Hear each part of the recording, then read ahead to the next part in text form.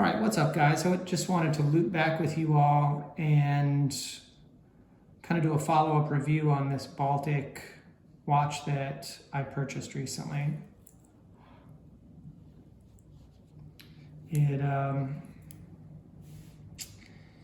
It's a beautiful piece. This is what they call their blue gilt dial color, and it's gorgeous, especially in direct light or sunlight. I'm trying to see if I can angle it, and I don't know if this is coming through on the, I don't know if this is coming through in the video, but this beautiful, like it's a very dark, deep midnight blue, and then the color, if you angle it into the light, it just jumps out, and it's gorgeous and deep. It's like deep water. It's beautiful. Got very vintage looking indices and hands. And so I really like that. I love the way it looks in the light.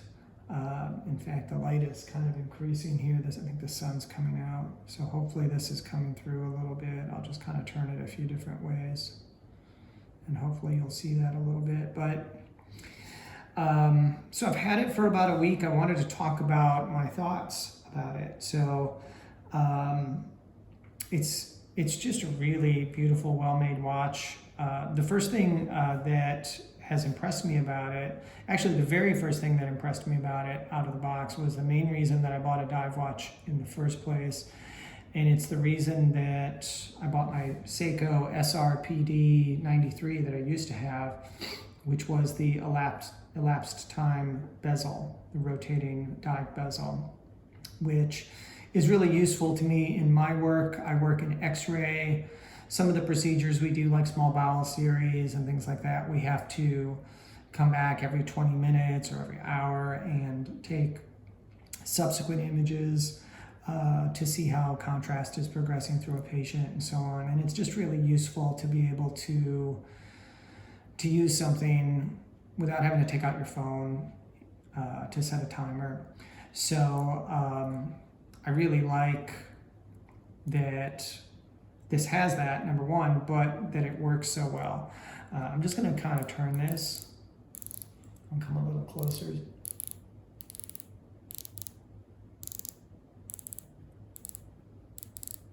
So as you can hear, really solid, sure, steady bezel action. It's 120 clicks, and there's no backplay in the bezel that I can feel. Everything lines up neatly, and it's easy to turn. It's like butter. Now my Seiko, almost from the time I got it, the bezel, sometimes it was fine, and other times, like just randomly out of the blue, I couldn't trace it to weather or temperature or whatever, but sometimes it was almost impossible to turn. And it was a polished bezel also. It didn't have as good of a coin edge. This has a nice coin edge grip that's really easy to grab, but the Seiko was polished. So there was that, but it was just also just really hard to turn, to the point that I sent it in for warranty service, and they actually replaced the bezel. And while they were servicing it, I had them look at the accuracy because it was not regulated. It was losing a lot of time. So they replaced the bezel, they regulated it, it kept better time. It would still lose about 5 minutes every 2 to 4 weeks.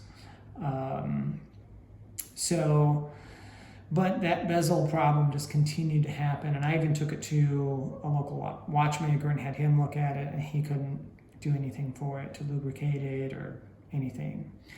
And so I was really dismayed, because that was the main feature I bought a dive watch for, and I've just kind of dealt with it the last few years until I finally got this. And so I'm just really pleased with the bezel on this. It's very grippy. It's not sharp, but it's very grippy. And it's just got that very sure, solid click. And I really, really like like that. So also, I talked about accuracy with the Seiko. Now I set this straight up, second hand straight up, to the exact time to my iPhone 8 days ago. So in 8 days, I've lost approximately 20 seconds.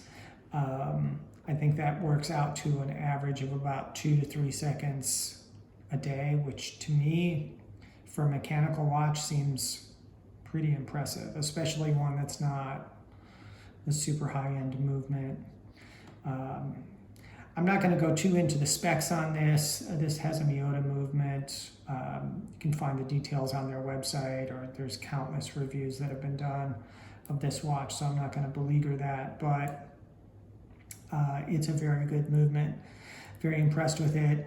I really like this Beads of Rice bracelet. I've never had one of these before. This is definitely single-handedly the most comfortable wristwatch bracelet I've ever used. It's very flexible. It doesn't have any stiff spots to it. Everything bends like it should.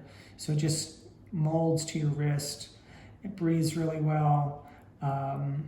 I wish it had a micro adjust, but at this price point, I can't really expect that. I will say, since I'm looking at it here, it's got this nice brushed surface. It does still show some scratches, as you can see. I've already got some on there. I pretty much expected that to happen right away because I work with this. But it's also got the polished areas as well, and then they kind of reverse. The brushed links are on the outside and the polished Beads of Rice are on the inside. It's really pretty.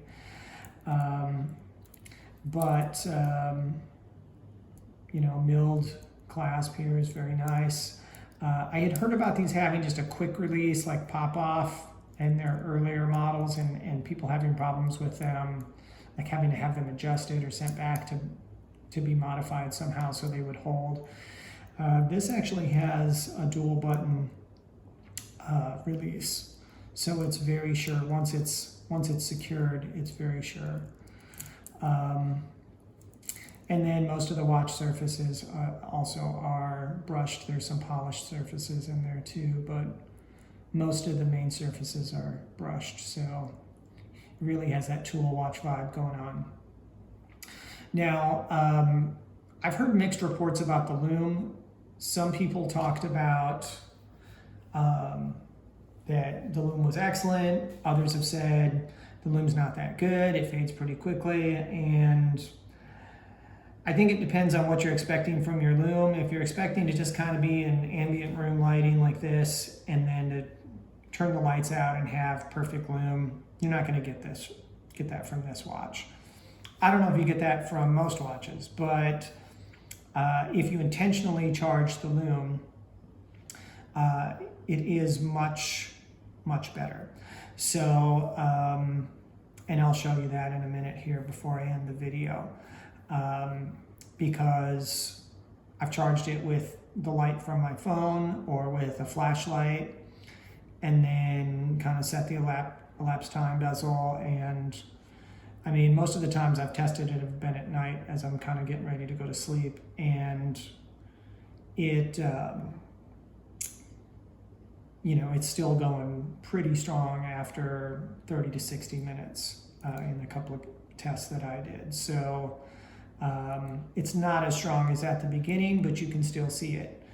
I do like how they've loomed not only the main points of the dial and hands and the 12 there at 12 o'clock, but also it's not really a proper pip, but the arrow at the top and these points on the bezel are also loomed.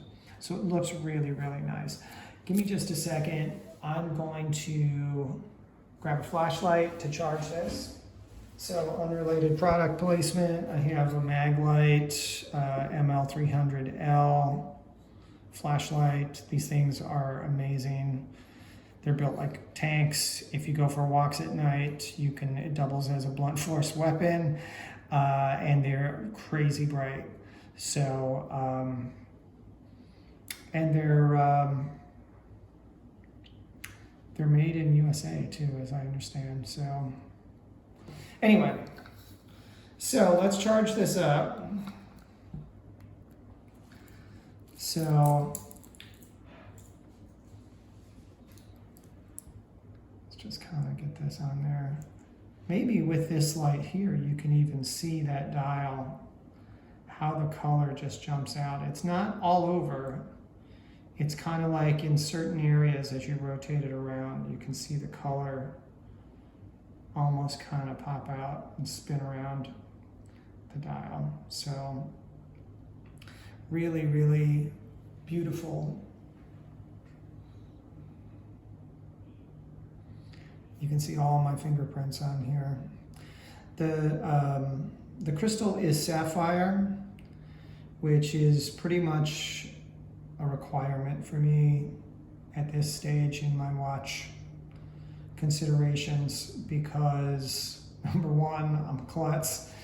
Number two, I have a very physical job, moving patients, dealing with stretchers and x-ray equipment, and it's going to get banged into things. It's going to bump the counter and what have you. So it needs something that is going to withstand that without getting nicked up. So let's go in my bedroom here. It's not pitch black, but it's dark enough. And I'll see if we can get this to focus. My camera does not focus real well in the dark. There we go. So you can see a lot of points of interest light up, both on the bezel, which is out here, and on the dial and hands themselves. So certainly enough to really be able to kind of have an idea of what's going on, not only of what the time is, but of where your elapsed time bezel is, which I really, really like. Now, like I said, I feel like for this to really work, you have to kind of intentionally charge it, because there have been times I've been out roaming around the house, and then I come in a dark room and you can barely see anything.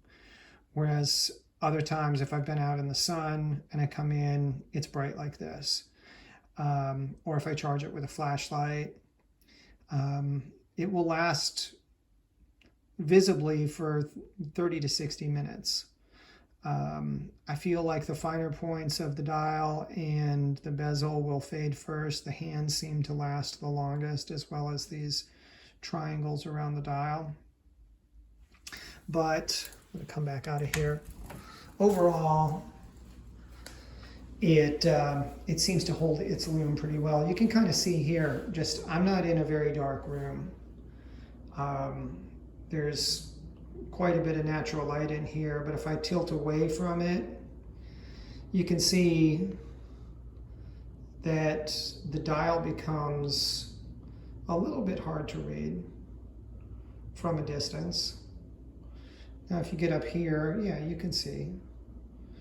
I think my next watch, I'm going to pick something with a little more high contrast, maybe some reflective applied indices or something like that are going to show up better in a lower light situation, and maybe something with a little more lume. But just a beautiful, beautiful watch. Let me see if I can go outside in the sun and get a shot of this in the sunlight. You can really, really, really see in this light how gorgeous this dial is.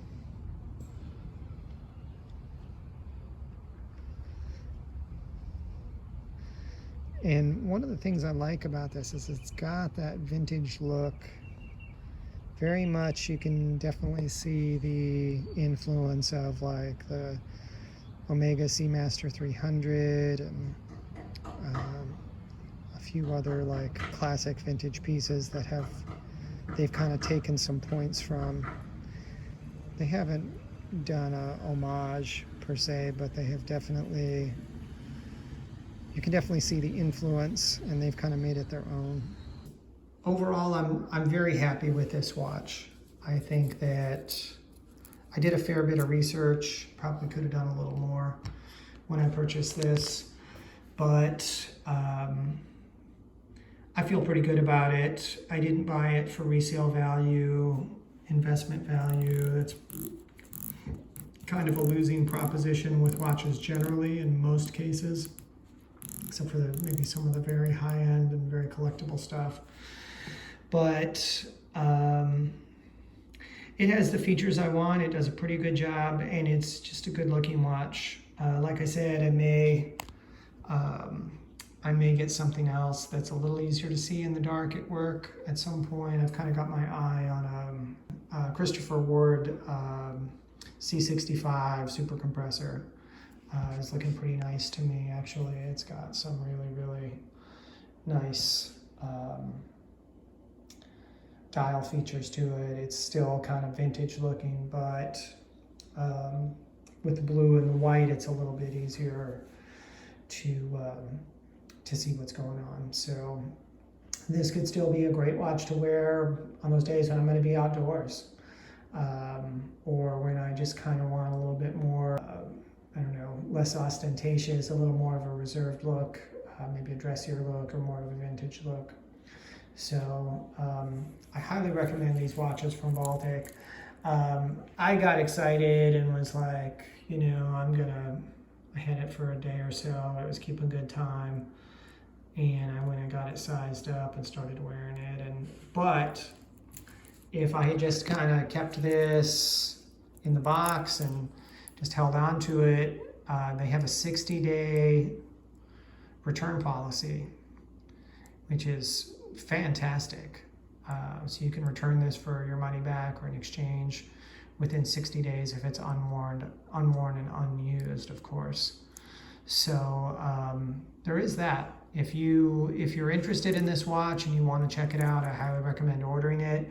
And if you get it and you're still kind of like not sure, if it doesn't grab you immediately out of the box like it did me, you know, sit on it for a week or so, and if you know, look at it in different lights, test the accuracy, the lume, all that kind of stuff, and if you like it, then keep it. If not, you can send it back. So thanks for checking in, guys. This video is kind of long. I'm going to cut it down in post-production, but I appreciate you checking in. This is my kind of first really nice watch, and after a lot of consideration and looking at a lot of the big brands and small brands, I decided to go with this micro brand, and I'm really impressed with them. So Baltic and Christopher Ward are both doing really phenomenal work in terms of quality watches at a great value, and they're getting very highly reviewed in the horology community. Anyway, dig you later. God bless.